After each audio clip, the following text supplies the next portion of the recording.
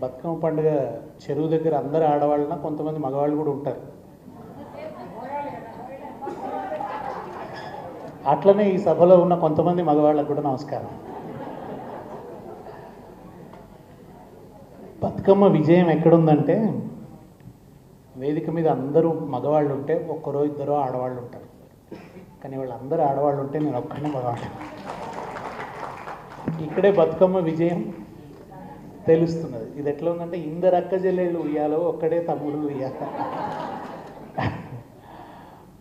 నాకు అంటే తెలంగాణలో అందరికీ కూడా చాలా ప్రియమైన పండుగ, చాలా ఇష్టమైన పండుగ బతుకమ్మ పండుగ. ఎప్పుడెప్పుడు బతుకమ్మ పండుగ అని ఎదురు చూసేది. నిజానికి మగపిల్లలకి దాంట్లో ఏం పాత్ర లేదు, అయినా మాకు కూడా బాగా ఇష్టంగా ఉండేది ఆ పండుగ అంటే. కేసీఆర్ గారు వచ్చిన తర్వాత బతుకమ్మ పండుగకి సెలవులు వచ్చినాయి, కానీ అంతకుముందు సెలవులు ఉండప్పుడు బడి ఉండేది. బడి అయిపోయిన తర్వాత ఎప్పుడెప్పుడు బడి అయిపోతుందా బతుకమ్మ దగ్గరికి పోతామా అనే ఒక ఉత్సాహం ఉండేది. నిజానికి బతుకమ్మకు ముందు వచ్చేది బొడ్డెమ్మ. బొడ్డెమ్మ నుంచే మొదలవుతుంది ఒక ఉత్సాహము, వేడుక. ఇవి ఎంత అద్భుతంగా అనిపిస్తుందంటే అంటే ప్రకృతిలోని ఒక్కొక్క అంశాన్ని పూజించడం. బొడ్డెమ్మ అంటే మట్టికి పూజ. మట్టితో బొడ్డెమ్మని చేసి అది కూడా ఒక గుట్టలాగా చేస్తారు, ఒక పర్వతంలాగా చేస్తారు. అంటే ఆ గుట్టల చుట్టూ అల్లుకున్న సంస్కృతి. మనకు భాగవతంలో కూడా కృష్ణుడు గోవర్ధనగిరికి పూజ చేయమంటాడు.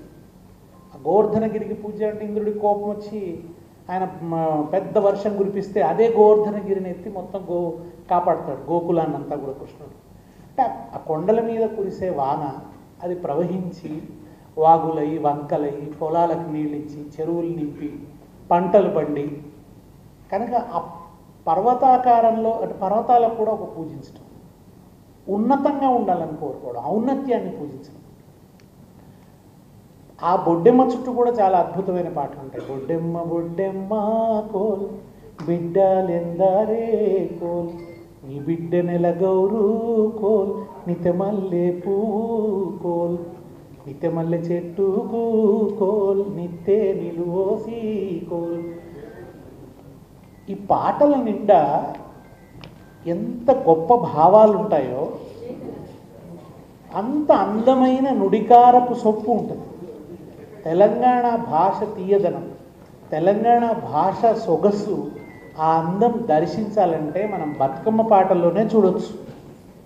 మళ్ళీ ఈ పాటలు కట్టిన వాళ్ళంతా ఎవరు? ఇవి రాసిన పాటలు కావు, కట్టిన పాటలు, మౌఖికంగానే ప్రచారమైన పాటలు, ముఖతః ఎవరు రాసి పెట్టిన పాటలు కాదు. రాసిన వాళ్ళు పండితులు కాదు, ఎవరు సంస్కృతం నేర్చుకొని పంచకావ్యాలు నేర్చుకొని వ్యాకరణం తెలిసి ఇట్లాంటి వాళ్ళు కాదు. ఎవరు మరి ఈ పాటల కర్తలు? సాధారణ మహిళలు, శ్రామిక మహిళలు, నిమ్న వర్ణాల నుంచి వచ్చినటువంటి మహిళలు. వీళ్ళు కట్టిన అద్భుతమైనటువంటి పాటలు. ప్రపంచంలో ఇంకే జాతికి కూడా స్త్రీలు సృష్టించిన ఇంత సాహిత్యం లేదేమో అని నేను అనుకుంటా. స్త్రీలు సృష్టించిన ఇంత సాహిత్యం, ఇన్ని వేల పాటలు, కొన్ని వేల పాటలు. నిజానికి చాలా ఇవాళ మన స్మృతిపత్రం నుంచి పోయిన ఈ పాటలు అన్నీ లేవు, చాలా తక్కువ గుర్తున్నాయి. తెలంగాణ ఉద్యమం వచ్చిన తర్వాత మళ్ళీ అందరం ఆ పాటలన్నీ పుస్తకాలు వేయటం లేదా రికార్డు చేయడం ఇదంతా చేస్తున్నాం. కానీ అసలు మా అమ్మ ఎన్ని పాటలు పాడేది, అవి రోజుల కొద్దీ పాడే పాటలు, ఒక్కరోజుతో అయిపోదు పాట. బతుకమ్మ పండుగ అంతా నడుస్తుంది ఆ పాట. ఒక్కొక్క పాట 3 రోజులు పాడేది, కథ 3 రోజులు ఉండేది. ఆ పాటలో చెప్పే కథ 3 రోజులు 4 రోజులు ఉండేది. తెలంగాణ పాటలు కూడా మన ఉద్యమంలో పాడితే కూడా ఒక్క చరణం ఉండకపోవు. మా 6-7 చరణాలు 7-8 చరణాలు, 4-7 చాలనే తెలంగాణ 10 చరణాల పాట. మేము రికార్డింగ్కి పోతే ఆ స్టూడియోలో ఈ డప్పులు కొట్టడానికి వాయించేవాడికి వచ్చిన వాళ్ళు, అరే ఇదేంటంటే మీ తెలంగాణ పాటలు ఇంత పొడుగు ఉంటాయండి అని అంటే నేనేం చెప్పానంటే మా పాటలు రేడియోలో అడ్వర్టైజ్మెంట్ల మధ్యన వచ్చే పాటలు కావు. టీవీలలో రేడియోలో అడ్వర్టైజ్మెంట్కు మధ్యన వచ్చే పాటలు కావు. సినిమాలో కొద్దిసేపు మిగతా క్రైము వ్యవహారం ఇదంతా అయిపోయినప్పుడు ఏదో మధ్యలో వచ్చే ఎంటర్టైన్మెంట్ పాటలు కావు. అవి వాటికి ఇచ్చే సమయం తక్కువ. అడ్వర్టైజ్మెంట్లు ముఖ్యం, అక్కడ అడ్వర్టైజ్మెంట్లో వినాలి. వాటికి మధ్యలో పాట కనుక దాని నిడివి చాలా తక్కువ, పొట్టిగా ఉంటుంది. కానీ మాది జీవితం ఎంత పొడుగో మా పాట అంత పొడుగో. కనుక మా పాటలు అంత సుదీర్ఘంగా ఉంటాయి. అట్లా సుదీర్ఘమైన పాట ఈ పండుగ వచ్చిన సమయం కూడా చాలా ఆహ్లాదంగా ఉంటుంది. ఋతుపవనాలు వచ్చి మంచిగా వర్షాలు పడి, ఇంతకుముందు మేడం తీజ్ పండుగను ప్రస్తావించారు. తీజ్ పండుగ కూడా ఋతుపవనాల రాకను చేసుకునే సెలబ్రేషన్. గోధుమ మొలకలు తీజ్ అంటే అక్కడ కూడా స్త్రీల పండుగనే, అది కూడా మొత్తం స్త్రీలకు సంబంధించిందే. మంచి భర్త రావాలని అటువంటి పాటలే ఉంటాయి ఆ తీజ్లో, ఆ భావాలే ఉంటాయి. బాగా వర్షాలు పడి హోరుగా వాన కురిసి జోరుగా వాగులు పొంగి చెరువులన్నీ నిండి ఆ జోరంతా తగ్గి వాగులు నిమ్మళంగా ప్రవహిస్తుంది. అదే జీవితంలో ఒక నిమ్మలం వస్తుంది అనమాట. నిమ్మలం అవుతుంది అంతా, ప్రకృతి అంతా నిమ్మళిస్తుంది. ఆ నిమ్మళించినప్పుడు అందంగా గుడిసెల మీద గుమ్మడి తీగలు బీర తీగలు పాకుతుంటాయి, అందమైన పూలు పూస్తుంటాయి. ప్రకృతి అంతా పరవశిస్తున్నట్టుగా ఉంటుంది, పచ్చదనం అలుముకొని ఉంటుంది. దాని పేరు బతుకమ్మ. అది బ్రతుకు. జీవితం అట్లా పలు అన్నెలు దిద్దుకొని అందంగా ఆహ్లాదంగా ఉండడము. ఎటు చూసినా నీళ్లు, ఎటు చూసినా పచ్చదనం. కంచెల నిండా పూలు పూస్తాయి, తంగేడు పూలు పూస్తాయి, గునుగు పూలు పూస్తాయి. ఆ పూలతో నిండి ప్రకృతి అంతా గొప్ప శోభాయమానంగా కనబడుతుంటుంది. ఆ పూలను తీసుకొచ్చి పర్వతం వల్ల పేర్చి దాని పేరు ఎంత అందంగా పెట్టారు బతుకమ్మ అని. ఎన్ని వేల సంవత్సరాల కింద ఎట్లా మొదలైంది ఈ పండుగ? అసలు బ్రతుకును పూజించడం అనే భావమే ఎంతో గొప్పది. Reverence to life. జీవితం పూజనీయమైంది, బ్రతుకు చాలా విలువైంది, బ్రతికు ఉండాలి. ఇవాళ అంటే మనుషులు ప్రాణాలు తీసుకుంటున్నారు. ప్రాణం ఎంత విలువైంది అసలు! ప్రతి జీవి కూడా చివరి నిమిషం దాకా జీవించడానికి కొట్లాడుతుంది. కానీ బ్రతుకు గొప్పది. ఈ బ్రతుకును చాలా ఉన్నతంగా గడపాలి. వివిధ వర్ణాలతో, విభిన్న వర్ణాలతో, అంటే అనేక సుఖము దుఃఖము కళలు అనేక రకాల రసాలతో నిండి ఉండాలి ఈ జీవితం అనేది. అనేక మలుపులతో ఉండాలి. సూర్యోదయం ఉంటుంది, సూర్యాస్తమయం ఉంటుంది ప్రకృతిలో. జీవితంలో కూడా అంతే. కాళోజీ అన్నాడు, ఉదయం కానే కాదనుకోవడం నిరాశ, ఉదయించి అట్లానే ఉండాలనుకోవడం దురాశ.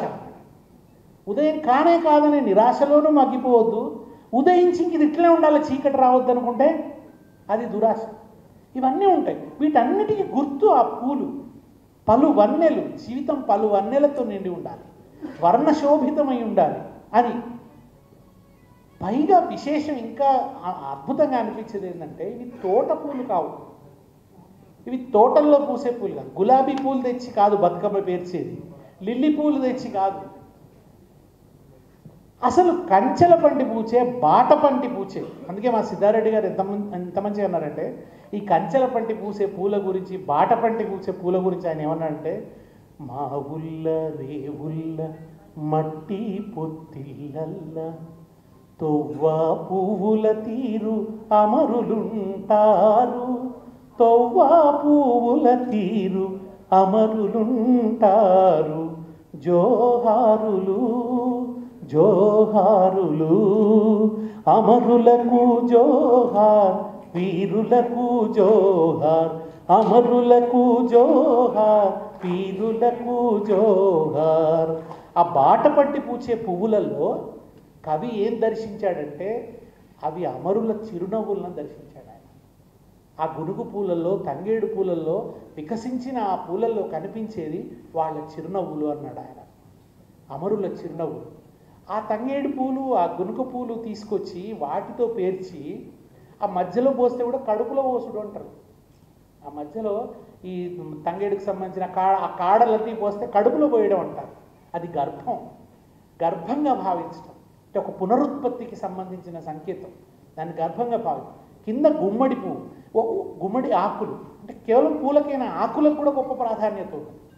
గుమ్మడి ఆకు అంటే ఇది మొత్తంగా వృక్ష జాతికే చేసే ఒక పూజ. మొదట మట్టికి పూజ, తర్వాత చెట్లకి, పూలను పూజించడం ద్వారా చెట్లకి పూజించడం.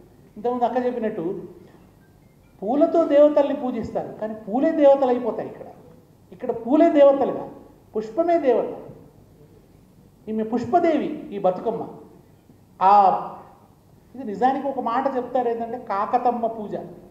వరంగల్ కాకతీయుల ఆరాధ్య దేవత అయినటువంటి కాకతమ్మ. కాకతమ్మ అంటే గుమ్మడి తీగ అని అర్థం. అందుకని ఆ గుమ్మడి ఆకులు, రకరకాల కథలు ఉన్నాయనుకోండి, అనేక రకాలుగా ఈ బతుకమ్మ ఎట్లా వచ్చింది అనేది. మొత్తానికి ఎన్ని వేల సంవత్సరాల కిందనో ఎప్పుడో మొదలైంది ఈ పండుగ. ఇక్కడ విశేషం ఇంకొకటి కూడా ఏంటంటే ఈ దేవత ఎప్పటికీ స్థిరంగా ఉండదు. మనకు గుడిలో విగ్రహము స్థిరంగా ఎప్పుడు ఉండే దేవతలు, కానీ బతుకమ్మ అటువంటి దేవత కాదు. ఏడాదికి ఒకసారి వస్తుంది, మళ్ళీ వెళ్ళిపోతుంది. ఆమెకు గుడి లేదు, చౌరస్తానే ఆమె దేవాలయం. ఆమెకు మంత్రాలు లేవు, సంస్కృతంలో చదివే మంత్రాలేవి లేవు. పూజారి కూడా లేడు, మధ్యవర్తి లేడు. దేవుడికి భక్తుడికి మధ్య అనుసంధానం ఏం లేదు. అంబికా దర్బార్ భర్తీ అవసరం కాదు, అక్కడ పూజారి అవసరం లేదు. తామే పాట కట్టుకొని పాట. ఆ పాటలలో కూడా ఏముంటుంది? జీవితమే ఉంటుంది, అనుబంధాలు ఉంటాయి, మానవ సంబంధాల మహోత్తేజం ఈ పండుగ అంతా కూడా. ఇవాళకి కూడా నిజంగా నా నమ్మకం ఏంటంటే మానవ విలువలు అనేవి, మానవ సంస్కారం అనేది, మమతానురాగాలు అనేది స్త్రీలలోనే పిసరంత ఎక్కువ ఉన్నాయి. ఇవాళ ఏదో మీ అందరి ముందట మీకు మస్క కొట్టుకొని చెప్తలేదు, మహిళల్లోనే ఇంకా మానవ విలువలు బ్రతుకున్నాయి ఎక్కువగా పురుషుల కంటే. ఎందుకు ఈ మాట అంటున్నానంటే, తాగి వచ్చి పిల్లలకు తిండి పెట్టని తండ్రులు ఉన్నారు కానీ తల్లులు ఉన్నారా? తాగి వచ్చి ఉన్న పైసలంతా కూడా తాగుడుకు పెట్టి పిల్లలను అగాధం చేసే తండ్రులు కనబడతారు కానీ తల్లులు ఎక్కడ కనబడరు. తల్లులు కానీ పాప కష్టపడతారు, శ్రమ చేస్తారు, కలవకు పోతారు, నాట్లకు పోతారు, తీసుకొచ్చిన ఆ డబ్బుతో కుటుంబాన్ని పోషిస్తారు, బీడీలు చేస్తారు, కుటుంబాన్ని పోషిస్తారు. కానీ ఇప్పుడు డబ్బు నాకే కావాలి, నా సుఖానికి కావాలనుకునే తల్లి ఎక్కడ కనబడదు. కనుక నా నమ్మకం ఏంటంటే మానవ విలువల్ని కాపాడేది స్త్రీలే, మహిళలే కాపాడతారు. వాళ్ళల్లోనే ప్రేమానురాగాలు అతిశయించి ఉంటాయి, క్షమాగుణం కూడా ఎక్కువగా ఉంటుంది. అవే పాటలు ఉంటాయి. ఆ పాటల నిండా అది తల్లిగారింటి పట్ల ప్రేమ, అన్నం దలుచుకోవడం, వదిన మీద కోపం. మళ్ళీ అక్కడ కూడా చూడండి, అన్న మంచోడే, అన్న వస్తలేడని పాట ఉంటుంది. ఏదో అన్న రమ్మంటే అన్న అనేక సాకులు చెప్తుంటాడు. రేవంత్ రెడ్డి కదా వాగ్దానాలు అమలు చేయమంటే సాకులు చెప్పినట్టు అనేక సాకులు చెప్తుంటాడు. ఏటికి ఎంపళ్ళు ఉయ్యాలో, తోటకు 90లు ఉయ్యాలో, ఏరడ్డమైంది, తోట అడ్డమైంది, ఇంకేదో అడ్డమైంది, ఇంకా వదిన చిలుకల బాయికి పోయింది, చిలుకల బాయికి పోతే ఆ చిలుకలు చెంగు చింపినాయి, హంసల బావికి పోయింది, హంసలేమో అంచు చింపినాయి. ఇవన్నీ చేసుట్లు మా వదిన రాణిస్తలేదు, మా అన్న వస్తలేదు అని మళ్ళీ వదిన మీదే కోపం. అంటే అన్నను అనబుద్ధి కాక అన్న మీద ఉండే ప్రేమ ఉంటుంది. ఆ అత్త దగ్గర అనుమతి తీసుకోవడం, భర్త దగ్గర అనుమతి తీసుకోవడం, ఆ పోవాలనేటువంటి కోరిక. ఆ వస్తున్న బండ్లు ఎవరి? ఆ జొన్న, అవి మా అన్నల బండ్లు. ఇంకొక చోట ఆమెకు తేలు గరిచింది. ముద్ద వెడికే కింద తుమిదియాలో, ముతియాల తేలుందే తుమిదియాలో, రతనాల తేలుందే తుమిదియాలో. అసలు తేలును అంత ప్రేమించుడేంది? తేలట ముత్యాల తేలు, రత్నాల తేలని ముద్దాడుతుంది దాన్ని. ఎందుకో తెలిసిన? అది పుట్టింది. పిడికెదియ ఓకే తుమిదియాలో, నడిమేలుకేసిందే తుమిదియాలో, చిట్కెనేలుకేసిందే తుమిదియాలో. చిట్కెనేళ్ళు పుట్టింది. కుడితే ఏమైంది? అత్త వచ్చి మంత్రం వేసింది. అత్తేసిన మంత్రాలు 9 హరిహారి మంటాలు 9 భగభాగ మంటాలు 9. అత్తేస్తే ఎక్కువ మండుతున్నది, మామ వేసినా మంట పెరిగింది, బావలు వచ్చి వేసినా పెరిగింది. మరి ఎట్లా తగ్గాలి? మా ఓళ్ళ రమ్మాను 9, మా అన్నాల రమ్మాను 9. వాళ్ళు వస్తే ఇది తగ్గుతుంది, వాళ్ళు నన్ను ఇంటికి తీసుకోవాలి. వాళ్ళు రావడానికి కారణమైన తేలు ముత్యాల తేలు, మురిపాల తేలు. కనుక ఆ తేలు మీద అంత ప్రేమ. ఎంత ముగ్ధ మనోహరమైన పాటలు కదా ఇవన్నీ కూడా. ఇట్లాంటి ఇంకెన్నో భావాలు. ఎల్లమ్మను సత్యభవనం తెమ్మంటాడు జమదగ్ని.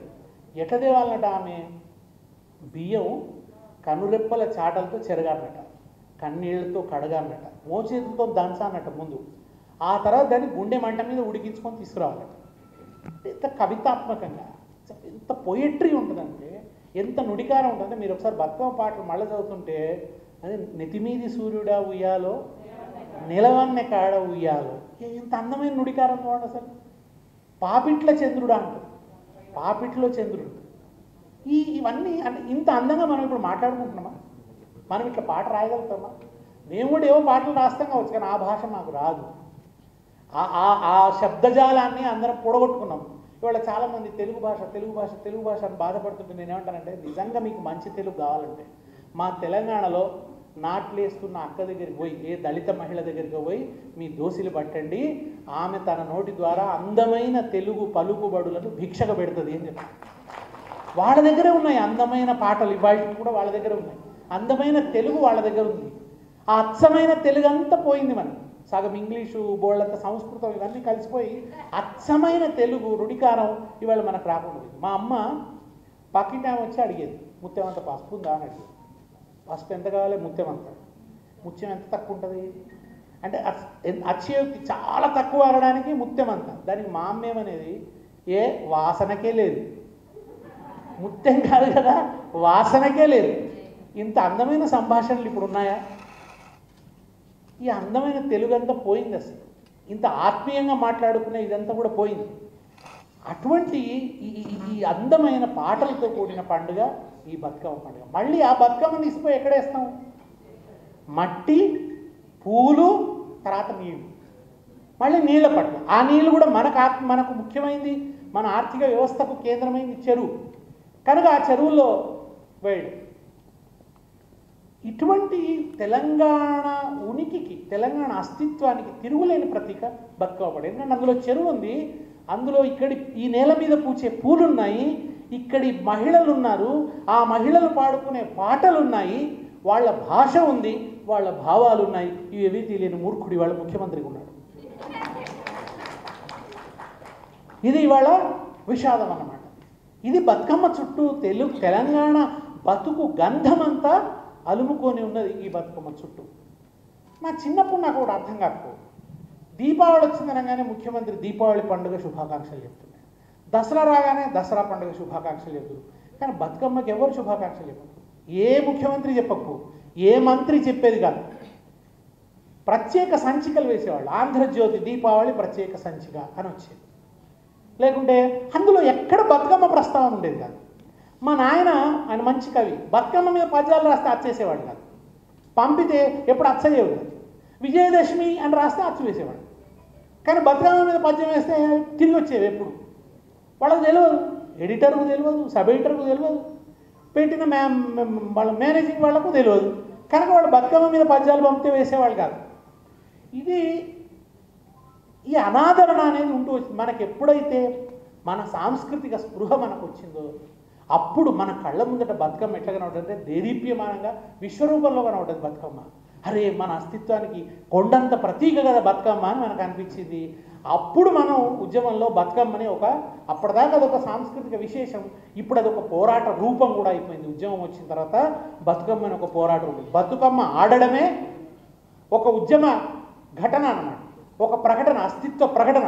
మా తెలంగాణ మాకు కావాలనే డిమాండ్ బతుకమ్మ ఆడడమే, ఒక బతుకమ్మ పాట పాడడమే, తంగేడు పూలు పట్టుకొని రావడమే. అది ఒక అద్భుతమైనటువంటి ఆ తల్లి ఇట్లా పునరుజ్జీవిస్తూ వచ్చిందనమాట. ఆ తల్లి కొత్త కాంతులతో ఉదయించింది బతుకమ్మ. ఆ బతుకమ్మలో ఉన్న గౌరమ్మ బంగారు కాంతులతో మెరిసిపోయి, అట్లా బతుకమ్మకి మళ్ళీ కొత్త చూపుతో మనం అందరం కూడా బతుకమ్మను దర్శించడం మొదలుపెట్టినాం.